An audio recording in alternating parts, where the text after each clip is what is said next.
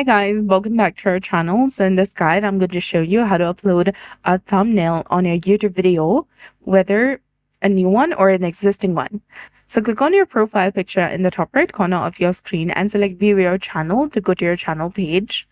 And here you'll be able to see all the videos that you have uploaded on YouTube so far. If you want to go ahead and add a new thumbnail to your new video, click on create in the top right corner and select upload video option. This will take you to a new page where you need to go ahead and select the file that you want to upload, add a title, and then also add a description. And then you'll get this section of thumbnail.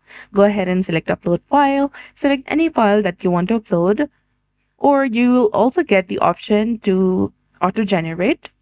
So if you change your mind, you can click on this three dots and then select auto-generated option. You can also change or download the thumbnail that you just set. So from the auto-generated thumbnail, you'll get three different options to go for. Choose any one that you prefer and select done. Then you can follow the on-screen instructions to simply upload it on your YouTube. Now to upload a thumbnail to your existing video, click on your profile picture icon in the top right corner and select YouTube Studio. This will take you to studio.youtube.com and select content from the left-hand side, that is between dashboard and analytics. You'll see the list of videos that you have uploaded on YouTube so far. Go ahead and select any video where you want to upload a thumbnail and select this pencil icon right over here. This will take you to this kind of interface where you can change your title, description, and there is a section of thumbnail.